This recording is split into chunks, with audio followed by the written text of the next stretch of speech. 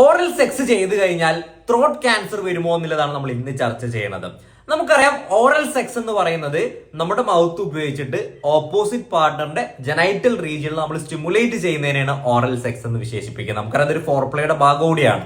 അപ്പൊ നമ്മൾ ഇങ്ങനെ ചെയ്യുന്ന സമയത്ത് നമ്മുടെ പാർട്ണർ ഹൈജീനിക് അല്ല, അതല്ലെങ്കിൽ അവർക്ക് സെക്ഷലി ട്രാൻസ്മിറ്റഡ് ആയിട്ടുള്ള ഡിസീസ് ഉണ്ട്, എസ്പെഷ്യലി ഹ്യൂമൻ പാപ്പിലോമ വൈറസുമായി ബന്ധപ്പെട്ട ഇൻഫെക്ഷൻ ഉണ്ടെന്നുണ്ടെങ്കിൽ അത് നമുക്ക് ഭാവിയിൽ എന്ത് വരാം, ത്രോട്ട് ക്യാൻസർ അതായത് ഓറോഫാരിഞ്ചൽ കാർസിനോമ വരാമെന്ന് പഠനങ്ങൾ പറയുന്നുണ്ട്.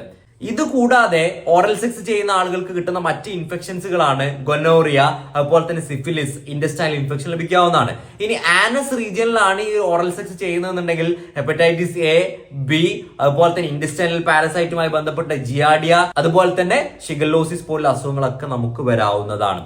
അതുകൊണ്ട് തന്നെ ഓറൽ സെക്സ് ചെയ്യുമ്പോൾ നിർബന്ധമായിട്ടും നമുക്ക് ഒരു പാർട്ണർ മാത്രമേ പാടുള്ളൂ. അതുപോലെ തന്നെ സേഫ് ആയിരിക്കണം, അവർക്ക് ഈ പറഞ്ഞ രീതിയിൽ STDs ഇല്ല നമുക്ക് ഉറപ്പുവരുത്തണം, എഡ്യൂക്കേറ്റഡ് ആയിട്ടുള്ള ആളുകൾ പരസ്പരം ചെയ്യുക. അതുപോലെ തന്നെ നമുക്ക് വേണമെന്നുണ്ടെങ്കിൽ HPV പോലുള്ള വൈറസുകൾക്കെതിരെ വാക്സിൻസ് എടുക്കാവുന്നതുമാണ്. അപ്പൊ ഇത്രയും കാര്യങ്ങൾ നിങ്ങൾ ശ്രദ്ധിച്ചിട്ടില്ല എന്നുണ്ടെങ്കിൽ ഭാവിയിൽ നിങ്ങൾക്ക് ഇതുമായി ബന്ധപ്പെട്ട ക്യാൻസറോ അതല്ലെങ്കിൽ മറ്റു ഡിസീസോ വരാവുന്നതാണ്.